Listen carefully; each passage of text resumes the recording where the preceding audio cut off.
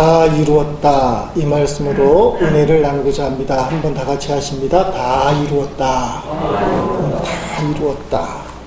미국 현지 시간으로 지난 4월 3일 날 엘리자베스 조이스라는 어머니 이야기,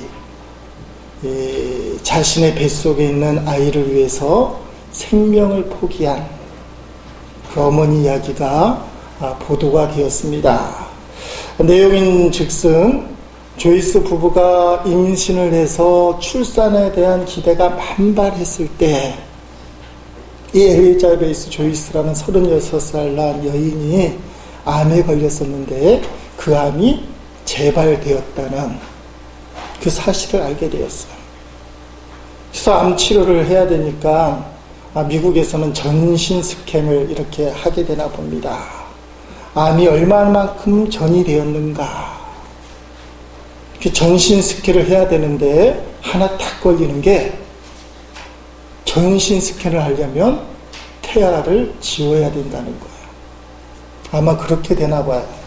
태아가 있는 채로 전신 스캔을 하면 문제가 생겨서 아이를 지워야 되는데 엘리자베스가 조이스라는 이 어머니가 자신의 암 치료를 포기하고 아이를 출산하기로 결정을 했다는 것입니다. 시간이 지날수록 암세포는 퍼지고 죽을 처지가 되었는데 2달을 앞두고 출산 2달을 앞두고 이 조이스라는 어머니가 인공분만으로 딸 릴리를 분만 출산을 했습니다. 그리고 6주 후에 지난 3월 9일 날 딸을 안고 있는 남편 곁에서 숨을 거두었다. 여러분 참 모성애라는 것 대단하죠. 여러분 어머니에게 감사한 마음을 가지시기 바랍니다. 한번 해봅니다. 어머니 감사합니다. 엘리자베스 조이스가 그렇게 했을 뿐만 아니라 우리 어머니들, 여기 앉아 계신 어머니들도 그렇게 했을 것이라고 생각을 합니다. 신문 보도 자료에 보니까 조이스가 심장과 뼈까지 암세포가 전이되어서 말할 수 없는 고통 가운데 머무르고 있으면서도 그는 이렇게 표현을 했습니다. 릴리를 보는 즐거움 때문에 암이 주는 모진 고통과 고난을 나는 기쁘게 참을 수 있었다.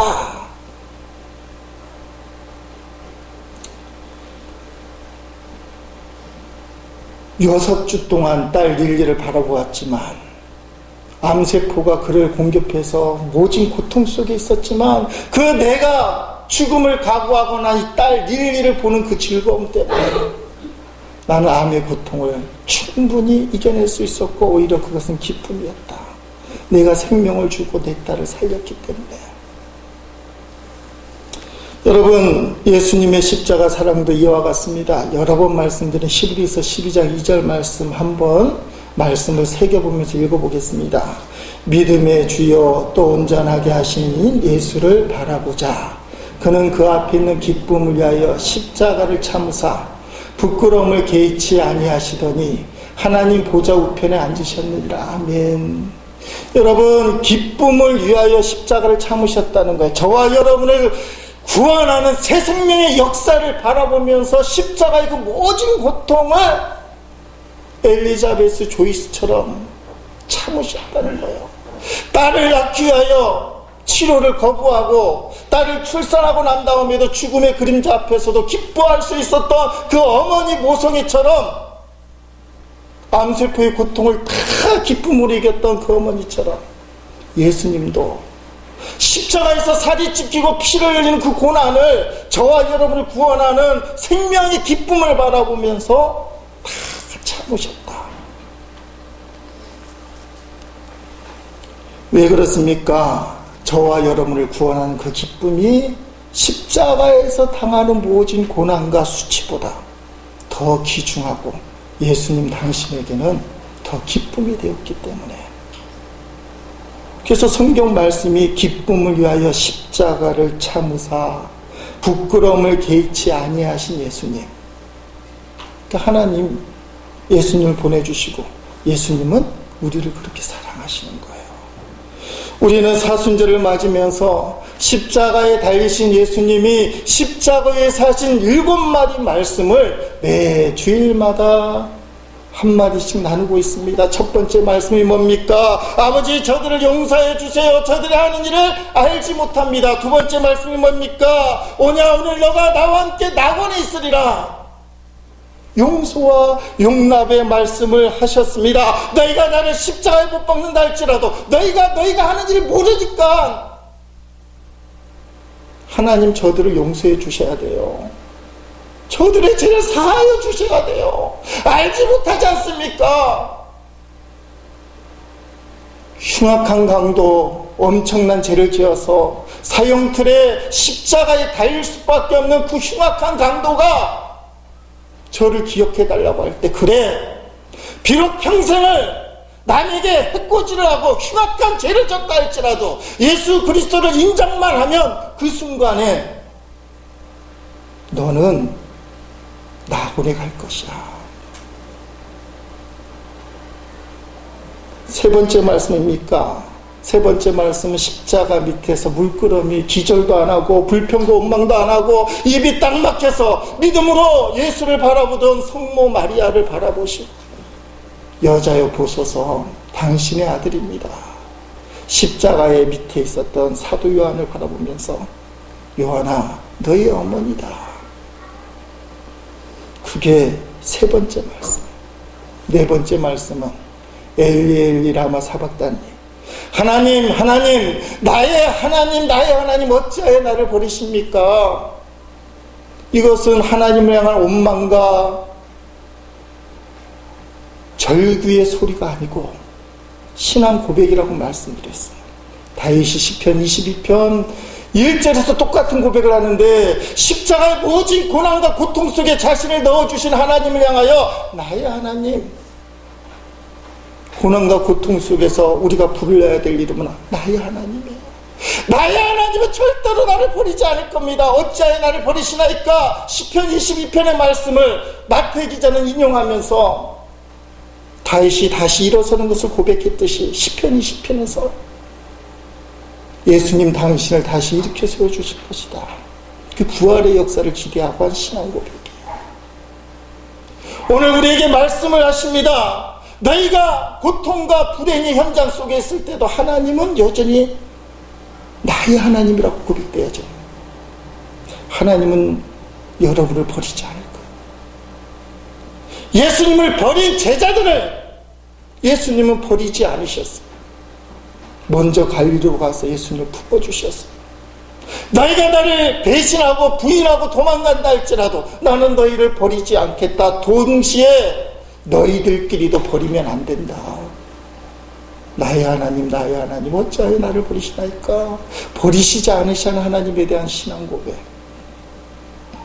다섯 번째 말씀, 진짜 인간의 육신으로 오셔서 머리에 가시며 류가, 손과 발에는 못이 찍히시고 허리에 창자국, 빌라도 총독의 법정에서는 가시 채찍에 온몸이 살점이 찍힐 정도로 채찍을 맞으신 예수님, 어떻게 탈진을 안 할 수 있겠습니까? 온몸에서 물과 피가 다 흘러나가서 예수님이 하셨던 그 외침, 다섯 번째 외침은 목마르다. 인간의 육신을 입고 오신 예수님이 육신의 한계를 느끼면서 목마르다 그러고 그렇게 말씀하셨어요. 저 오늘은 여섯 번째 시간인데 말씀 제목이 뭡니까? 다 이루었다. 따라합시다. 다 이루었다. 이 말씀은 끝나다, 완성하다, 성취하다라는 뜻을 가진 텔레오라는 헬라어는 헬라어의 3인칭 단수 제1형태 완료 수동태. 주석에 그렇게 나와 있어요. 헬라어가 좀 어려운 학문입니다. 여러분, 텔레오라는 것은, 완료 수동태라는 것은 하나님이 주어진 거라는 거예요. 다 이루도록 주어진 거, 이미 다 이루셨다는 거예요. 영어는 아주 간단하게 나옵니다. 모든 영어 성경이 동일하게 번역을 하는데 거의 똑같은데, It is finished. 그것은 마침내 끝났다. 그것은 끝났다. It is finished. 그렇게. 인생의 마지막을 앞두고 말입니다. 여러분의 인생을 돌아보면서 예수님처럼 다 이루었다 할 수 있는 사람이 얼마나 되겠어요? 우리 어르신들이 앉아 계신데 지난 날을 돌이키면서 내가 꿈꾸는 것을 다 이루었다, 이런 고백이 나오기보다는 안타까움 때문에, 아쉬움 때문에 참 좀 더 노력할 걸, 그런 생각이 많이 오지 않겠습니까? 후회가 밀려올 거예요. 그런데 예수님은 십자가에서 아무런 후회가 없다는 듯이 다 이루었다, 그렇게 고백하고 있습니다. 근데 이 말씀을 그 당시의 십자가 정서와 생각해보면 뭔가 앞뒤가 안 맞는, 모양새가 안 맞는 그런 말씀인 것을 보게 돼요. 왜냐하면 십자가는 극악무도한 죄를 지은 사형수가 당하는 사형틀이었어요. 예수님도 로마에 대한 반역죄로 인하여 유대인의 왕이란 팻말을 붙이고 사형을 당했어요. 유대인들은 종교적으로 하나님의 아들이라고 예수님이 하시는 말씀 때문에 신성모독죄로 예수님을 죽이려고 했지만 죽일 수 있는 고난이 유대인들에는 없었기 때문에 죽일 수 있는 사형 고난을 갖고 있는 빌라도 로마 총독에게 데려갔는데, 신성모독죄로 죽이라고 하면 행정법으로 죽일 수가 없잖아요. 그래서 끄집어낸 죄가, 이 사람은 쿠데타를 일으키려거나 반역죄를 주동한 유대인의 왕입니다. 어느 시대든지 정권에 도전하는 반역죄는 사형이에요. 그래서 그날 즉시로 아침 9시에 십자가의 형이 집행이 되었다는 말씀입니다. 여러분, 이 십자가는 저주와 증오의 상징이에요. 아니, 저런 인간은 그냥 죽였어도 안 돼. 저런 인간은 십자가에 매달아 죽여야 돼. 그게 십자가 사형틀이에요. 사형을 당해도 곱게 죽이는 것이 아니라, 십자가에서 예수님은 6마가를 죽었지만 어떤 사람은 3일, 어떤 사람은 열흘, 어떤 사람은 15일 십자가에 달려서 죽을 때까지 매달리는 거예요. 엔도 수사코가 쓴 그 침묵이라는 그 소설에는 순교자들의 이야기가 나옵니다. 이게 발달이 되어서 일본에서 어떻게 사람을 죽였느냐, 십자가를 바닷가에다가 세워놓습니다. 그리고 파도가 치면 딱 잠길 만큼, 파도가 안 치면 고개를 내밀 만큼에다가 십자가를 묶어놔요. 파도가 치면 물속에 들어가고, 파도가 지나가면 고개를 내밀고 숨을 쉬는 거예요. 곱게 죽여서는 안 돼. 그런 사형수들이 달리는 곳이 십자가이기 때문에 십자가는 저주와 증오의 대상이었어요. 그래서 제자들도 이 십자가에 달리신 예수님을 예상하고 다 도망갔어요. 도망갔던 제자 중에 사도 요한만 다시 십자가 밑에 돌아온 것입니다. 그런데 예수님이 바로 그 십자가, 저주와 증오의 상징 십자가 밑에서 마치 승리자가 된 것처럼 다 이루었다라고 이 선포하는 말씀이 그 당시의 정서로 보면 앞뒤가 안 맞는 말씀이에요. 십자가에 달리신 예수님은 패배자지. 여러분, 죽이는 자가 승리자입니까? 죽임을 당하는 자가 승리자입니까? 당연히 죽이는 자가 승리자예요. 큰 소리 치는 자가 승리자입니까? 아무 소리도 못하는 사람이 승리자입니까? 큰 소리 치는 자가 세상의 승리자예요. 예수님을 십자가에 못 박힌 악한 유대인들, 로마 병정, 빌라도 총독이 승리자처럼 보여요. 아무런 죄가 없음에도 순한 양같이 끌려가서 십자가의 그 고통을 당하시는 그 예수님, 하나님의 아들이라고 하면서도 아무런 일도 못하시는, 무능력하게 보이는 실패자처럼 보이는 그 예수님이 어떻게 승리자가 돼요? 근데 성경은 예수님이 승리자라고 선포하는 거예요. 이게 기독교의 진리예요. 왜 예수님이 모든 것을 다 이루었다고 선포하시는가?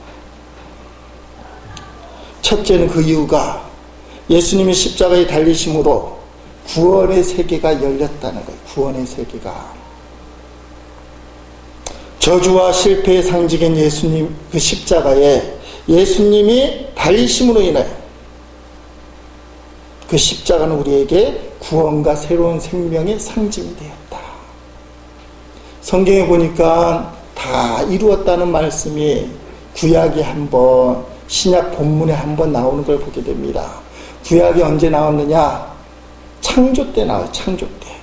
6째 동안 이 우주 천지 만물을 창조하신, 인간까지 포함한 창조하신 하나님이 다 이루었느니라. 자, 한번 보겠습니다. 창세기 1장 31절, 2장 1절 말씀 읽어봅니다. 하나님이 지으신 그 모든 것을 보시니 보시기에 심히 좋았더라. 저녁이 되고 아침이 되니 이는 6째 날이니라. 천지와 만물이 다 이루어지니라. 아멘. 천지와 만물이 하나님의 창조 섭리에 의해서 다 이루어졌다. 그렇게 표현하고 있습니다. 첫 번째 창조예요. 우주 만물을 보시기에 심히 아름답게 다 창조하셨. 그래서 다 이루어지니라. 그런데 우리가 알다시피 첫 번째 창조가 어떻게 됩니까? 인간의 불순종으로 인하여 타락하고 오염되고 더러워지기 시작했어.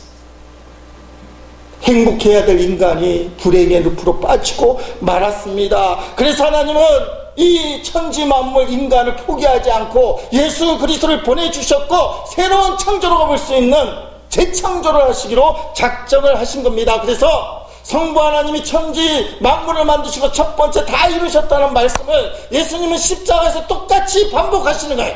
다 이루었다는 거. 타락한 인류, 타락한 우주 만물 천지를 살려낼 창조를 하셨다는 거예요. 새로운 재창조. 그게 다 이루었다는 말씀 속에 들어가 있는 의미라는 사실입니다. 그러므로 예수님을 믿으며 타락한 천지 만물에 속한 것들, 타락한 운명에 속한 것들은 더 이상 예수님을 믿게 되면 적용되지 않아요. 예수 믿기 전에는 다 지옥에 가지만 예수 믿게 난 다음부터는 다 천국 백성이 되는 거예요. 예수 믿기 전에는 운명과 팔자가 그를 지배할지 모르지만 예수님을 믿으면 운명과 팔자는 극복되어지는 줄로 믿습니다. 여러분, 교인이 점쟁이 찾아가서 점을 봤는데 점괘가 나왔다. 이게 뭔가 이상하잖아요. 누군가는 가짜예요. 점 보러 간 교인이 가짜든지 점괘가 나오면 안 되니까 예수 믿음 운명과 팔자가 극복되기 때문에 새로운 재창조에 의해서. 그런데 점괘가 나왔다 그러면 찾아간 교인이 가짜든지 또 누가 가짜겠어? 점쟁이가 가짜든지. 혹시 점 보러 갔다가 점괘가 나온 분들은 누가 가짜일까? 예수 믿게 되면 더 이상 타락한 창조 질서에서 주어지는 운명과 팔자에 얽매이지 않아요. 상황이 얽매이지 않아요. 사랑하는 성도 여러분, 운명은 말합니다. 죽으면 끝난다. 병들면 반드시 죽는다. 넌 망할 운명이다. 아무리 해도 어쩔 수 없다. 운명은 그렇게 얘기해요. 그런데 운명은 예수님에 의해서 극복됩니다. 너는 다시 산다. 왜냐하면 예수님이 부활하셨기 때문에 너는 모든 문제를 해결할 수 있다. 너는 모든 병을 고칠 수 있다. 우리 교우 중에는 병 들린 교우들이 있잖아요. 이 말씀이 가슴에 새겨지길 바랍니다. 베드로전서 2장 24절 말씀 한번 읽어보겠습니다. 친히 나무에 달려 그 몸으로 우리 죄를 담당하셨으니 이는 우리로 죄에 대하여 죽고 의에 대하여 살게 하려 하심이라. 그가 채찍에 맞음으로 너희는 나음을 얻었나냐. 아멘. 예수님이 의에 대해서 설명을 하고 첫 번째 메시지가 뭐냐? 사도 베드로는 그것은 병 고친다. 예수님이 채찍에 맞은 건 너희의 병을 고쳐주기 위해서다. 아멘 하면 나을 줄로 믿습니다. 예. 육신의 질병, 마음의 병. 의사는 못 고친다고 하지만, 운명과 팔자는 안 된다고 하지만, 십자가에서 다 이뤘다고 선포하심으로 새로운 창조를 하신 예수님의 말씀에 의해서 운명과 팔자는 극복되어 수 있다. 십자가는 우리에게는 운명을 극복하는 능력이 되는 것입니다. 그래서 저주와 증오의 상징인 십자가는 이제는 우리에게 구원의 상징이 돼요. 여러분들 중에도 십자가를 장신구로 목걸이도 하고 귀걸이도 하고 요새는 또 반지도 하고, 아니 그게 우리의 사형틀이라니까. 보통 사람도 아니고 그냥 곱게 죽이면 안 되고 무지막지하게 죽여야 된다고, 땅을 더럽혀서는 안 된다고 생각해서 공중에 매달린 게 십자가예요. 저 인간은 땅을 더럽히면서 죽이면 안 돼. 공중에 매달려 죽여야 돼. 그 십자가를 여러분은 구원의 상징으로 귀걸이, 코걸이는 없겠죠. 목걸이. 어떤 목사님은 여기 가슴에다 큰 십자가 탁 박고 다니고. 그게 자랑거리가 되는 것입니다. 왜요? 그것은 더 이상 저주의 상징이 아니라 우리에게 주시는 생명의 상징, 자랑거리예요. 그래서 고린도전서 1장 18절에 이렇게 얘기하잖아. 십자가의 도가 멸망하는 자들에게 미련한 것이. 십자가는 사형틀이라 이거예요. 그러나 구원을 받는 우리에게는 하나님의 능력, 팔자 운명을 이길 수 있는 하나님의 능력, 모든 문제를 고칠 수 있는 하나님의 능력이 된다는 사실에, 그러므로 여러분을 괴롭히게 하는 세상의 모든 문제, 내가 어떤 힘으로도 이길 수 없는 운명과 상황들, 그것들을 어떻게 해야 되느냐? 십자가의 능력으로 싸워 이기시기를 주의 이름으로 축복합니다. 운명에 끌려가는 자가 아니라 운명을 십자가의 능력으로 끌고 오는 자예요. 예수님이 십자가에서 다 이루었다 말씀하셨기 때문에 나는 세상에 끌고 가는 자가 아니다. 하나님이 천지를 창조하시고 인간에게 주어진 첫 번째 축복이 창세기 1장 28절에 생육하고 번성하고 충만하라, 정복하고 다스리라, 그걸 다시 이루신 거예요. 너는 문제와 세상에 끌려가지 말고, 질병에 끌려가지 말고, 안병에 끌려가지 말고, 생육하고 번성하고 정복하고 다스리라, 그걸 다 이루었다는 거예요. 제가 충청도에서 목회할 때 충주시 벽동이라는 곳에 조그만 교회에서 목회를 했는데, 교회 옆에 크고 웅장한 산소가 있어요. 부모님을 합장한 산소인데 기구한 사연이 있어요. 어머니가 살아있을 때 그 집의 며느리가 점을 치러 갔는데, 이 충청도 분위기가 좀 그래요. 점괘가 나왔는데 점쟁이가 뭐라고 얘기하냐면, 당신 시어머니가 죽어야 집이 잘 풀릴 겁니다. 이게 정확해요. 시어머니가 죽어야 잘 된다. 이게 시어머니 귀에 들어가지 말아야 되는데 그게 들어갔어요. 그 어머니가 무슨 마음인지 모르지만 농약을 드시고 죽으셨어요. 그래서 자식들이 무덤을 크게 만들고 때마다 와서 그렇게 기급정성을 하는 거야. 점쟁이 말대로 그렇게라도 어머니 죽었으니 자식들이 잘 돼야 될 텐데, 잘 됐는지 안 됐는지 모르겠지만 그 자식들이 갖는 마음의 부담이 얼마나 크겠어요. 설령 인간적으로 성공 잘 된다고 할지라도 내 어머니가 이것 때문에 죽었는데, 점쟁이 말 듣고 농약 먹고 죽었는데 그 마음에 치면 도대체 어떻게 할 거냐 이거야. 아무도 모르게 시시했던 그 점괘가 어머니 귀에 들렸듯이, 어머니가 죽었던 그 이유를 그 손자, 손녀, 증손자, 증손녀가 모를 겁니까? 우리 집안에 옛날에 어르신이 계셨던데 후손들 때문에 농약을 먹고 죽었다. 이게 어떻게 복음이 되겠어요? 사랑하는 성도 여러분, 세상에 빠지고 세상에 귀를 기울이며 그런 게 들리는 거예요. 악한 마귀는 도적질하고 죽이고 멸망시키려 한다 이거예요. 그러므로 주님의 음성을 듣지 못하고 하나님의 창조의 말씀을 듣지 못하면 자신도 모르게 세상에 빠져서 죽는 곳으로 가게 돼 있다는 거예요. 자기는 산다고 생각하지 마. 그러므로 예수님을 믿어야 되는데 예수님의 음성을 들어야 돼요. 예수님의 능력, 십자가의 능력을 믿어야 돼요. 세상을 짝하지 말고, 세상 소리 듣지 말고, 세상을 짝하면 죽을 수밖에 없지만 십자가의 능력, 예수님을 믿게 되면 그 사람은 운명을 이길 수 있고 세상을 극복할 수 있어요. 오늘 우리가 하나님의 음성, 주님의 음성을 들으러 왔잖아요. 주의 음성은 여러분을 축복하는 말씀이에요. 찬송 540장 이렇게 찬양하지 않습니까? 주의 음성을 내가 들으니 무슨 말이에요? 사랑한단 말이일세. 주의 음성을 들어왔는데 주님이 이놈의 죽일 놈 너 죽어라 그렇게 하는. 주의 음성을 듣기 위해서 오면 주님은 여러분을 사랑한다고 말씀을 해주시는 거예요. 주의 음성 속에 우리는 인생의 진정한 행복을 찾을 수 있어요. 성경은 진짜 행복은 어디 있느냐? 예수님에게 있다고 얘기해요. 예수님에게. 고린도후서 5장 15절 말씀 한번 읽어보겠습니다. 시작. 그가 모든 사람을 대신하여 죽으심은 살아있는 자들로 하여금 다시는 그들 자신을 위하여 살지 않고 오직 그들을 대신하여 죽었다가 다시 살아나신 이를 위하여 살게 하려 함이라. 아멘. 자, 예수님이 십자가에 죽었다가 살아난 이유가 뭐냐? 예수님이 십자가에 죽으신 것은 너 자신을 위해 살지 말고 예수님 죽었다가 다시 살아나신 예수님을 위해 사는 것이다.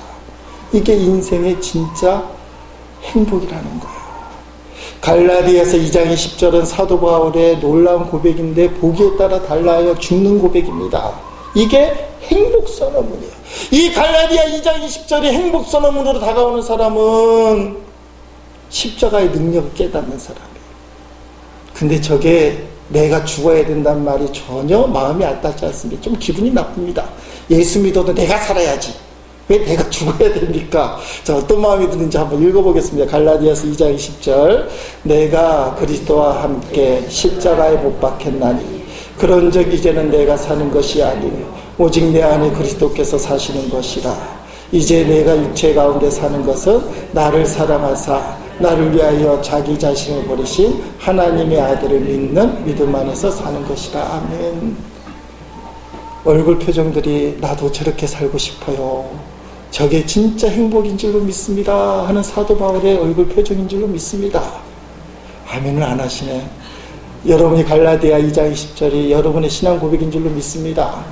이제 한 80% 하셨네. 옆 사람 한번 보시고 이분도 저게 신앙 고백일까? 아니면 난 아니요, 난 그래도 내가 살아야 돼요 하는 사람일까? 좀 어때요? 왜 스스로 갑자기 본인이 아니면 남도 아닌 것처럼 보이고 본인이 그러면 남도 그렇게 보이는 것 같아요. 여러분, 예수님을 믿으면 인생이 바뀌어요.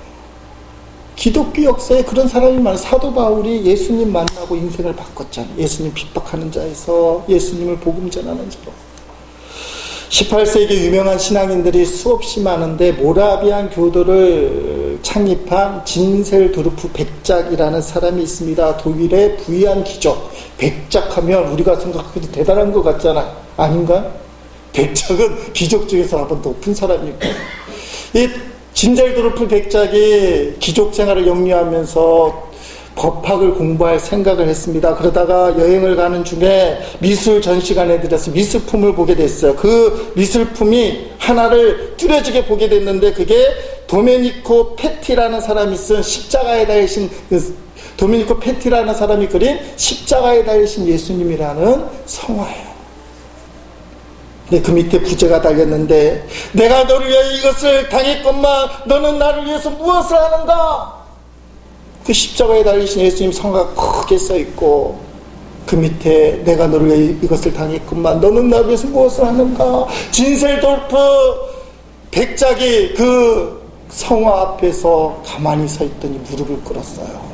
언제 들어간지는 모르지만 전시관이 문을 닫는 그 시간까지 진셀도르프 백작이 가만히 성화 밑에서, 내가 너를 위하여 이것을 십자가의 고난을 당했건만 너는 무엇을 하고 있느냐? 너는 무엇을 내게 주고 있느냐? 너는 도대체 무엇을 하려고 하느냐? 그거 바라보면서 그 진셀도르프 백작이 그때 예수를 만나고 인생을 방향을 바꾸는 거예요. 자기 자신을 위해서 법학을 공부하려고 했던 진셀도르프 백작이 하나님을 향한 선교자로, 하나님의 일꾼으로 쓰임받게 됐다는 것입니다. 여러분, 구원받은 성도가 꼭 기억해야 될 것이, 내가 더 이상 내 자신을 위해 살지 않고 주 안에서 주님을 뜻을 위해 사는 인생이 돼야 되겠다. 따라합시다. 주님을 위한 인생. 그 신앙 고백이 있을 때 부귀영화가 의미가 있고 주어지는 거예요. 건강이 의미가 있고 주어지는 거예요. 부귀영화, 건강 주어지고 죄짓는 데 쓰라고 하나님이 절대 주지 않아요. 돈 못 법니다. 안 높여집니다. 절대로 병 안 고쳐져요. 하나님이 그거 허락하면 죄질 텐데 왜 주겠어? 근데 주님 뜻대로 쓰겠습니다. 고백하면 그게 축복이 되는 거예요. 부귀영화가 축복이 되고 병 고침이 축복이 되고 건강이 축복이 되고, 이 모든 것의 시작은 다 이루었다는데 예수님이 십자가에서 타락한 우주 만물과 인간을 향하여 구원의 길을 열은 재창조의 역사, 그게 다 이루어져 있어요. 두 번째는 비슷한 말이긴 하지만 의미가 좀 틀려요. 따라합시다. 구속사명의 성취. 예수님이 십자가에서 우리의 죄를 대속하셔서 대신 십자가에 죽으신 구원의 사역을 다 이루셨다라는 거예요. 예수님이 정말 다 이루신 분입니까? 무엇을 다 이루셨습니까? 인간의 눈으로 보기에 그렇지 않지 않습니까? 참으로 처절한 모습으로, 나약한 모습으로, 실패한 모습으로, 수치스러운 모습으로, 죄인의 모습으로, 버림받은 모습으로 십자가에 달리신 거예요. 아무런 죄가 없다고 하신 그 예수님이 너무나 쉽게 아무런 저항 없이 악한 자들이 끌고 가는 대로 밤새 재판당하시고 그 새벽에 성구가 내리고 9시에 십자가에 달리시고 골고다에서 6시간 동안 매달려 있었어요. 그런데 도대체 무엇을 다 이뤘다 이거예요. 그것은 구속사역을 다 이뤘다는 거예요. 왜 그러냐면 예수님의 죽음은 한 인간의 죽음과 다른 거예요. 아무런 죄가 없으신 하나님의 아들 예수 그리스도, 그분이 죽으셨다는 겁니다. 그 말씀은 그동안 그렇게 외쳤던 구약의 예언들이 성취되었다는 거예요. 그림자처럼 보였던 구약의 제사, 너희의 죄를 대속했다는 구약의 제사들이 십자가에서 완전히 이루어졌다는 거예요. 끊임없이 말씀하셨던 그 하나님의 언약들이 십자가 위에서 다 성취됐다는 것입니다. 주님의 재창조가 완성되었다는 것입니다. 이를 위하여 예수님 당신이 대속제물이 되어 주셔서 십자가에서 정말 죽으심으로 그 구원을 이루셨다는 거예요. 그래서 죄악으로 심판받을 수밖에 없는 저와 여러분이 예수님 때문에 구원을 받고 천국에 들어가고 하나님의 자녀가 되었다. 하나님의 위대한 구원 계획이 십자가 위에서 실제로 다 이루어졌다. 그렇게 얘기하는 거예요.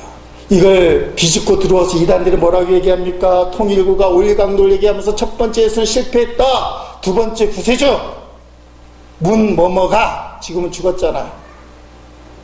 구원을 완성할 것이다. 그러면 십자가에서 예수님 말씀 다 이뤘다가 진짜 다 이루었다, 진짜 다 이루지 않았다, 다 이루지 않았다고 이단들은 파고들어와요. 우리가 믿기로는 예수님이 하신 십자가에 다 이루었다는 것은 완전한 성취인 줄로 믿습니다. 진짜 다 이룬 겁니다.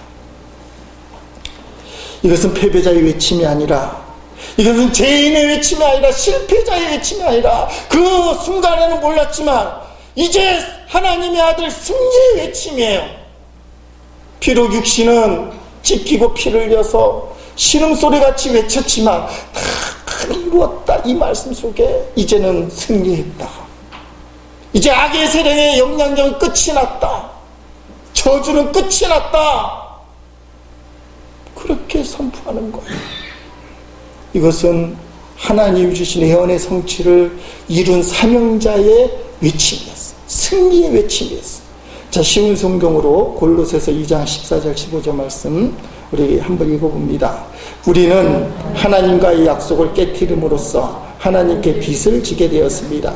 우리가 어기고 따르지 않은 율법들이 낱낱이 기록되어 있지만 하나님께서는 그 빚을 그리스도의 십자가에 함께 못 박아 깨끗이 없애주셨습니다.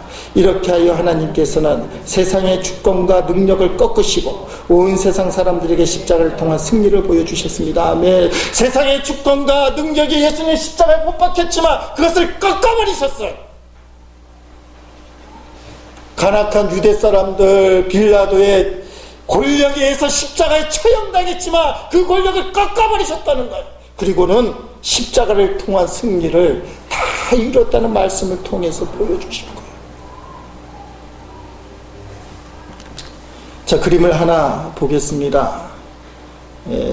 이게 2010년도에 있었던 유명한 그 사건, 칠레 강부 매몰된 사건입니다. 33명이 622m 지하에 매몰됐을 때, 그때 69일 만에 33명의 강부들이 다 구조를 받고, 구조대원 6명인데 6명으로 보이는지 모르겠어요. 품에 있던 현수막을 꺼내서 사진을 찍은 것이 저 장면이에요. 저기 뭐라고 써있냐면 잘 안 보이긴 하지만 미시온 쿰플리다 칠레, 그렇게 써요. 미시온 쿰플리다 칠레. 이게 뭐냐, 칠레 임무 완료, 그렇게 써요. 한번 해보십니다. 미시온 쿰플리다 칠레. 자, 한번 이어서 시작. 미시온 쿰플리다 칠레. 이게 뭐라고요? 임무 완료, 미션 완료, 칠레. 33명의 매몰된 강부를 다 구원한 구조대들이 마지막 한 사람을 올려보내고 외쳤던 외침이 승리의 외침이라는 것이죠. 여러분, 지하 622m의 강부들이 매몰되었을 때 다 죽은 줄 알았어요. 살아있을 거라는 생각을 못한 거죠. 그런데 포기하지 않고 칠레의 구조대는 13cm의 탐사봉이라는 게 있대요. 한 이 정도 되는 탐사봉으로 땅을 막 파보는 거예요. 근데 이게 얼마나 가능성이 없냐 하면 사막에서 비늘을 찾을 정도로 거의 불가능하다는 거예요. 622m에 어디에 살아있는지, 살아있더라도 어디에 있는지를 찾아내야 되니까 29번을 실패하고 몇 번째 성공했을까요? 30번째. 30번째 24cm 집어넣었을 때, 그때 이 탐사봉 끝에서 강부들을 만나게 돼요. 그 너무 감격적이지 않겠어요? 29번에서 실패했다고 30번째 시도를 안 했으면 끝이 나는 거예요. 그래서 13cm 탐사봉을 통해서 생필품을 공급합니다. 물을 공급하고 먹을 걸 공급하고, 그 다음에 한 사람이 탈 수 있는 캡슐을 만들어요. 한 사람이. 그래서 622m까지 그 캡슐을 내리는 거예요. 그래서 한 사람을 구조하는데 몇 분이 걸렸다는 거예요? 40분. 한 명씩 한 명씩 끄집어내는 거예요. 그 캡슐을 통해서. 그리고 33명을 구조하는데 22시간 구조를 끝내고, 이 칠레 구조대 미시온 쿰플리다 칠레, 우리가 임무를 완수했다. 여러분, 이것이 바로 예수님의 외침이에요. 십자가에서 다 이루었다는 현수막을 드는 거예요. 내가 구원의 길을 완성했다. 하나님이 내게 주신 맡겨준 사명을 감당했다. 이제는 이루어졌다. 이제는 너희에게 주어진 거야. 믿기만 하면 누구든지 이 구원의 길, 생명의 길 들어설 수 있게 됐다. 비록 그 십자가의 길이 다른 사람 보기에는 수치스럽고 창피하고 고통스러운 길이지만 하나님의 사명을 이루는 길이었기 때문에 예수님은 그 십자가의 길을 걸으셨고, 6번째 말씀으로 다 이루었다고 말씀을 하시는 거예요. 그러면서 우리가 느껴야 될 결단 중에 하나가, 예수님이 십자가에서 죽기까지 사명을 이룬 것처럼 오늘 내게 주어진, 하나님 내게 허락하신 사명을 어떻게 할 것인가. 설령 칠레 구조대처럼 29번 실패한다 할지라도 어떻게 해야 된다고요? 따라합시다. 끝까지 감당해야 된다. 그렇잖아요. 끝까지 감당해야 된다. 사명을 감당하기 위해서는 분명한 목적과 포기하지 않는 자세, 끝까지 달려가는 자세가 필요해요. 설교 시간에 그것을 다 말씀드릴 수는 없지만, 여러분, 저는 이 말씀을 꼭 드리고 싶어요. 여러분은 인생을 끝냈을 때 누구로부터 박수를 받고 싶은가? 예수님은 지금 하나님 앞에 박수를 받고 있어요. 하나님 앞에 박수 치고 있잖아요. 근데 인간들은 뭐라고 얘기했어요? 야, 네가 하나님의 아들이건 뛰어내려봐. 그것도 못해? 네가 하나님의 아들이고 죄가 없다는데 어떻게 사형틀에 달려 죽을 수가 있어? 손가락질 당하고 있어. 여러분은 누구로부터 인정을 받고 싶어 하나요? 피아노를 전공했던 어떤 피아노 지원 학생이, 제가 정확한 출처를 기억이 안 나는데 책에 있는 내용입니다. 졸업 연주를 하게 됐어요. 피아노 연주를 하는데 둥탕 엄청나게 잘 쳐서 끝나자마자 사람들이 환호를 하고 박수를 치고 대단하다고 그렇게 축하를 해줬어요. 근데 이 학생이 얼음이 돼 있는 거예요. 바짝 얼어갖고 발코니 저쪽에 있는 2층에 있는 한 군데만 바라보는 거예요. 그래서 사회자가 물어봅니다. 아니 이렇게 참 연주를 훌륭하게 끝내셨는데 사람들도 이렇게 다 좋아하는데 왜 당신이 이렇게 얼어 있습니까? 왜 이렇게 굳어 있습니까? 왜 그러시나요? 물어봤더니 아무리 사람들이 나보고 연주를 잘했다고 해도 소용이 없습니다. 저쪽에 앉아 계신 내 스승이, 내 선생님이 잘했다고 사인을 해줘야 그게 진짜 잘한 거죠. 스승이 못했다고 하면 그건 못한 겁니다. 그렇게 말하니까 그때서야 스승이 2층 발코니에서 일어나서 천천히 박수를 쳐주더라는 거예요. 여러분, 이걸 거꾸로 얘기하고 싶어요. 우리가 인생을 마치고 주님 앞에 섰을 때 사람들은 환호합니다. 김우재 목사 최고다. 정말 잘했다. 열심히 했다. 야, 훌륭하다. 어떤 목사님들은 학교도 짓고 큰 사업도 하고 하나님 영광의 큰 일도 했다. 어마어마한 일을 했다. 사람들이 막 박수를 쳐줘요. 근데 예수님이 팔짱 끼고 있어요. 넌 도대체 뭐하다 왔냐? 이게 행복할까요? 십자가에 달린 예수님처럼 사람들이 몰라줘요.